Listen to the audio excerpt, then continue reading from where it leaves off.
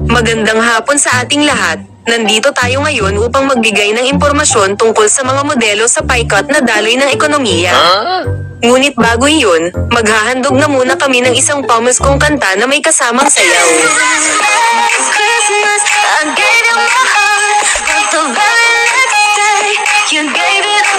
Aba, matindi!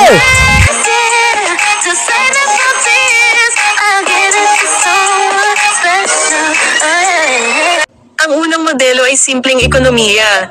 Sa modelong ito na ang sambahayan at bahay kalakal ay iisa. I also believe dahil ang gumagawa ng produkto ay siya ring kumukonsumo nito. Ang supply ng bahay kalakal ay ayon sa demand o pangangailangan ng sambahayan. Halimbawa nito ay kung ikaw ay napadpad sa isang isla at walang tao na maaaring makatulong sa'yo. Ano ba ang iyong gagawin para ikaw ay mabuhay? Maaring ikaw ay maghahanap ng makakain na tutugan sa gutom na iyong nararamdaman, gagawa ng pansamantalang masisilungan para ikaw ay may matulugan, o maghanap ng materyales na pwedeng gawing damit para hindi ka malalamigan. Sa makatuwid, ang sambahayan at bahay kalakal ay ikaw lamang. Ang pananalapit. Nag-iipon ang sambahayan, umutang ang bahay kalakal.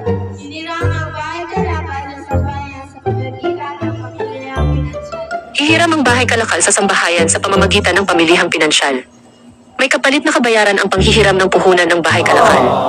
Ito ay sa pamamagitan ng pagbabayad na may interes sa hiniram na puhunan kapalit ng kapakinabangang natamo ng bahay kalakal.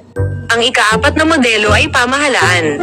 Nangungulekta ng buwis sa sambahayan at bahay kalakal at nagkakaloob ng serbisyo pampubliko.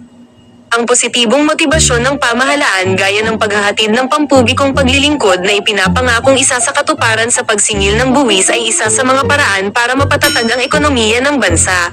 Magandang umaga po sa inyong lahat. Ako nga pala si Mariel D. Padilles, ang panglimang modelo.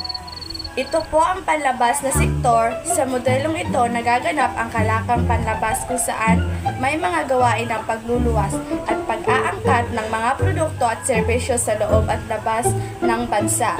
May mga sangkap na mahalaga sa produksyon sa pambansang ekonomiya na kinakailangang angkatin mula sa ibang bansa. Yun din ang kalagayan ng mga dayuhang ekonomiya. Magkapareho man ang mga produkto o magkaiba, nakikipagpalitan ng produkto ang mga bansa sa isa't isa. Gusto ba kayo ng cellphone? Ito na, Oppo A12. Maganda pa, mura pa, at maganda pa yung device. Babanggitin namin muli ang mga modelo sa PICOT na daloy ng ekonomiya.